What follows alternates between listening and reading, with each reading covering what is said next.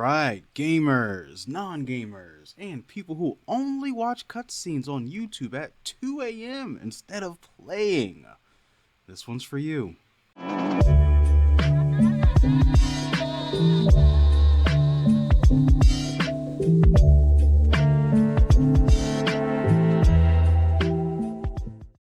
Welcome back to the channel where I talk, you listen. I'm your host Anonymous, and welcome to Respawn Wednesdays. First and foremost, thank you guys for subscribing. I see a lot of new subscribers. Just want to say thank you to all of you for tuning in.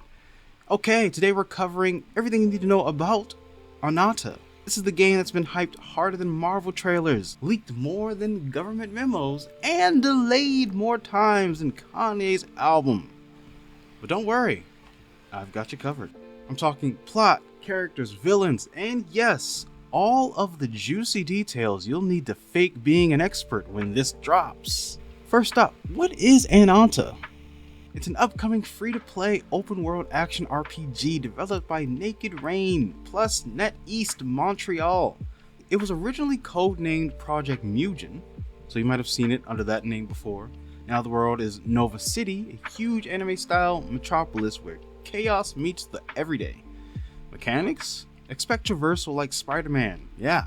Climbing walls, grappling, swinging between skyscrapers, running parkour. You can ride bikes, cars, even use some character-specific traversal gimmicks, like one character's mallet turning into a bike. City is designed with a mix of pre-designed modules and procedure stitching.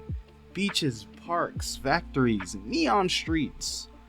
Also day and night cycles, bustling NPCs, paranormal anomalies, side events. Ladies and gentlemen, this is why GTA 6 decided to take a step back. Specifically, more people are coming out with open world simulators that are kind of doing the same thing as the past GTA games, so it makes the most sense for them to take it back to the factory and continue working on it so that when the new one comes out, it'll not only blow out expectations, but also reach new heights that we haven't seen before. So, basically, NetEast is calling this the rule-breaking urban open world RPG. They talk about chaos, anomalies, and a world that doesn't always follow your logic. So, let's talk faces. So, the confirmed characters so far, we got Taffy, one of the playable espers. She has that big weapon but gentle heart vibe. Bansi, Alan, Mechanica, Dila, and more. He'll play as an infinite trigger, supernatural investigator. Many of these characters are esper, superpowered beings.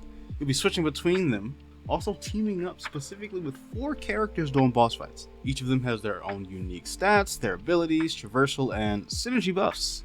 So, as for the side characters, you can expect NPC quest givers, secret faction members that may reappear for story arcs, side quests, so and so on. Betrayals, maybe. The usual RPG buffet.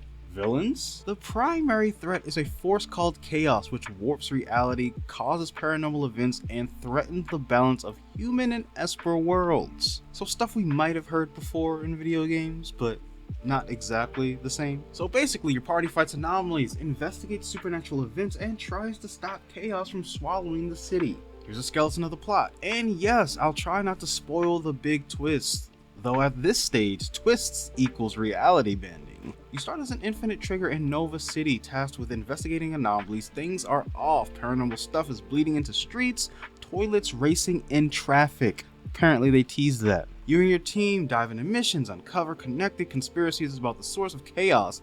Each character has their own story threads, lost memories, hidden identities, ethical dilemmas. At some point, city factions will clash. Some want to harness chaos, others want to suppress it. You'll pick sides or try to mediate. In trailers, they show the world sliding between order and chaos. Your choices possibly, could very well affect which side dominates. Now, I don't know that that's for sure, but it sounds like Telltales to me.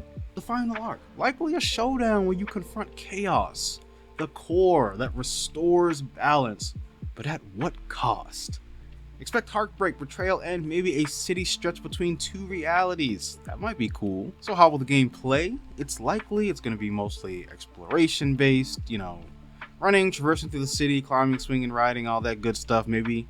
So far I've heard there's no stamina bar. There's a mix of combat, abilities, melee, range, synergies. Use environments to help you fight even. And Ananta may not use character gacha, which means pulling for your heroes. Instead, they might gacha for costumes, vehicles, and cosmetics.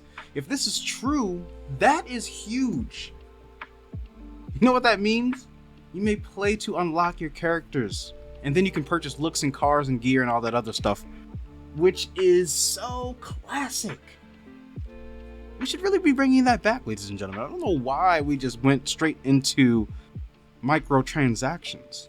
So, yeah. Listen out. With all that great hype comes great skepticism. Let's run the scoreboard. What's got fans hyped?